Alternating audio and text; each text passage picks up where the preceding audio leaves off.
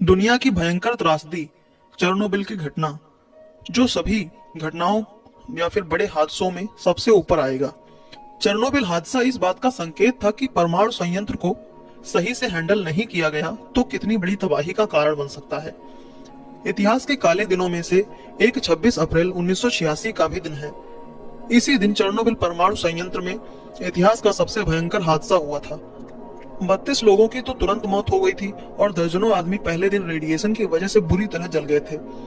Soviet संघ ने शुरू में तो इस घटना को छिपा लिया था, लेकिन स्वीडिश अथॉरिटीज की रिपोर्ट के बाद स्वीकारा कि यह दुर्घटना हुई थी।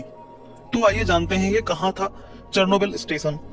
चेरनोबिल पावर स्टेशन यूक्रेन की राजधानी कीव के करीब 130 किलोमीटर उत्तर में प्रिपियट, यह नाम बहुत ही इंपॉर्टेंट है, प्रिपियट शहर में था। उस समय यूक्रेन सोवियत संघ का हिस्सा होता था, जो सोवियत संघ के विघटन के बाद स्वतंत्र हो गया था, जो आजकल आप लोग रूस और यूक्रेन का विवाद भी देख रहे हैं। यह बेलारूस की सीमा से करीब 20 किलोमीटर दक्षिण में था। चेरनोबिल पावर स्टेशन में 4 न्यूक्लियर रिएक्टर थे। यूनिट 1 का निर्माण 1970 में, जबकि यूनिट 2 का निर्माण 1977 में हुआ था।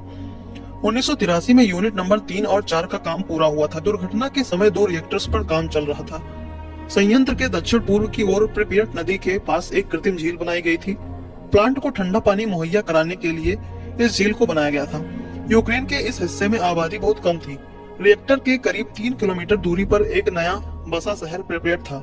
वहां करीब 49 से 50,000 लोग रहते थे। चेरनोबिल के पुराने शहर में 12,500 लोग रहते थे। पावर प्लांट के 30 किलोमीटर के अंदर दुर्घटना के समय कुल जनसंख्या करीब 1.5 लाख थी, यानी करीब 1.5 लाख। तो आइए जानते हैं घटना के दिन की कहानी। 26 अप्रैल को परमाणु संयंत्र में एक टेस्ट होना था। उसमें पावर प्लांट के फेल हो जाने की स्थिति से संबंधित एक टेस्ट करना था।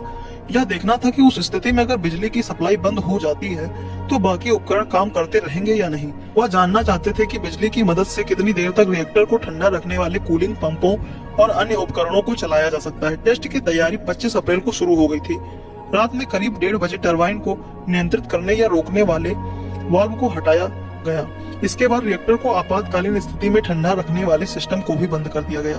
रिएक्टर में एक ऑटोमेटिक स्विच लगा होता है, जो कि किसी तरह की आपातकालीन स्थिति में रिएक्टर के अंदर नाभिकीय विखंडन की प्रक्रिया को रोक देता है। तुरंत ही उस स्विच को भी बंद कर दिया गया।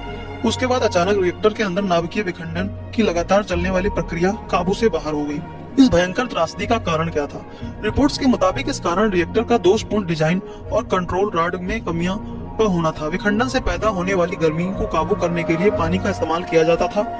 पानी विखंडन की प्रक्रिया के दौरान पैदा होने वाले आंतरिक न्यूट्रॉन को सोख लेता था, ताकि प्रक्रिया अनियंत्रित न हो। पानी के अंदर भाप का बुलबुला बनता रहता है। आमतौर पर अभी जो रिएक्टर का डिजाइन होता है उसमें व्यवस्था होती है कि भाप का बुलबुला ज्यादा बनने पर विखंडन की प्रक्रिया धीमी हो जाए। अब के रिएक्टर्स में मौजूद होता है, लेकिन चेरनोबिल वाले रिएक्टर में एक कमी थी। उसमें बुलबुले के ज्यादा होने पर विखंडन की प्रक्रिया धीमी नहीं बल्कि तेज हो जाती थी। दूसरी तरफ उसके कंट्रोल रॉड में भी कमी थी। आपको बता दें कि परमाणु संयंत्र में नाभिकीय विखंडन की प्रक्रिया से ऊर्जा पैदा होती है। नाभिकीय विखंडन की प्रक्रिया में एक न्यूट्रॉन बनते हैं। अतिरिक्त न्यूट्रॉन को सोखने के लिए कंट्रोल रॉड का इस्तेमाल किया जाता है।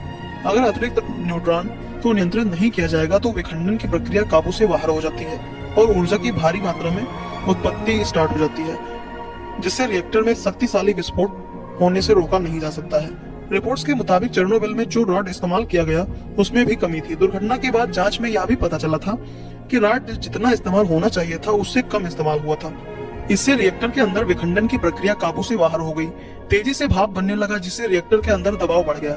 इससे थोड़े ही समय के अंदर 2 शक्तिशाली विस्फोट हुए, जिसमें पूरे वातावरण में रेडियोधर्मी पदार्थ फैल गए थे। विस्फोट इतना शक्तिशाली था कि रिएक्टर को ढकने वाली 1000 टन से ज्यादा की प्लेट और उसके ऊपर की छत की धज्जियां उड़ गईं। रिएक्टर में इस्तेमाल होने वाले ईंधन की छड़ों के परखंजे तक उड़ गए। छड़ें हवा में काफी ऊंचाई तक फैल गईं, जिससे पर्यावरण में रेडियोधर्मी पदार्थ फैल गया। इस हादसे से होने वाले नुकसान: शुरू में तो चेरनोबिल में 32 लोगों की मौत हुई और दर्जनों लोग रेडिएशन की वजह से बुरी तरह जल गए थे। फिर यह रेडिएशन यानी रेडियोधर्मी तत्व आसपास के पूरे माहौल में फैल गए। हिरोशिमा और नागासाकी पर गिराए गए परमाणु बम में जितना रेडिएशन नहीं पैदा हुआ, उससे लगभग 400 गुना ज्यादा इसमें पैदा हुआ। हवा के साथ रेडियोधर्मी तत्व उत्तरी और पूर्वी यूरोप में फैल गए। इस रेडिएशन से होने वाले कैंसर के बाद सोवियत संघ के करीब 5000 नागरिकों की मौत हो गई थी। लाखों लोगों का स्वास्थ्य बुरी तरह से प्रभावित हुआ। साल 2000 में चेरनोबिल में आखिरी काम कर रहे रिएक्टर्स को भी बंद कर दिया गया। 27 अप्रैल को सोवियत प्रशासन ने प्रिपियत के निवासियों को खाली कराना शुरू किया। शुरू में सोवियत संघ की ओर से इस मामले की लिपापोती की कोशिश की गई, लेकिन चूंकि रेडिएशन हवा में फैल चुका था इसलिए उसको छिपाना मुश्किल हो गया था। रेडिएशन और राख स्वीडन के रेडिएशन मॉनिटरिंग स्टेशन तक पहुंच गया। वह चेर्नोबिल के करीब 800 मील की दूरी पर था। हवा में सामान्य से 40% ज्यादा रेडिएशन पाए जाने पर स्वीडन की अथॉरिटीज चौकन्ना हो गई। फिर स्वीडन की ओर से तफ्तीश की गई कि यह रेडिएशन कहां से आया। तो मॉस्को सरकार से स्वीडन की ओर से पूछा गया कि कोई ऐसी दुर्घटना हुई है, तब जाकर सोवियत संघ ने इसे स्वीकारा। यदि ये रेडिएशन हवा में न फैला होता तो शायद इस घटना के बारे में किसी को पता भी नहीं चलता। कुछ हादसे होते हैं जिन्हें छुपाया नहीं जा सकता है। चेर्नोबिल का हादसा उनमें से एक रहा, जो कि बहुत ही भयावह था और लोगों की नजर में आने में समय लगा, लेकिन तब तक बहुत से लोगों की मृत्यु भी हो चुकी थी। नई टेक्नोलॉजी जिस तरह हमारे बहुत से काम में आती है, तो उसी तरह से कई दुर्घटनाएं भी होती हैं। मशीनरीज में अगर एक भी कमी होती है तो उसका खामियाजा बहुत से लोगों को भुगतना पड़ता है। चेर्नोबिल के हादसे को हुए कई साल हो गए, लेकिन इन दिनों यह जोर शोर से याद किया जा रहा है, क्योंकि रूस और यूक्रेन के मध्य विवाद और युद्ध की स्थिति बनी हुई है। रूस की सेना ने चेर्नोबिल स्टेशन पर कब्जा कर लिया है। हालांकि चेर्नोबिल जो जगह है वो एक सुनसान ही बची है। वहां किसी बस्ती का गुजारा दोबारा नहीं हो सका। वहां किसी ने अपना घर नहीं बनाया, वहां कोई नहीं। इसीलिए उस स्थान को घोस्ट टाउन भी कहा जाता है, जो कि बेहद ही डरावना है, हर तरफ से वीरान है।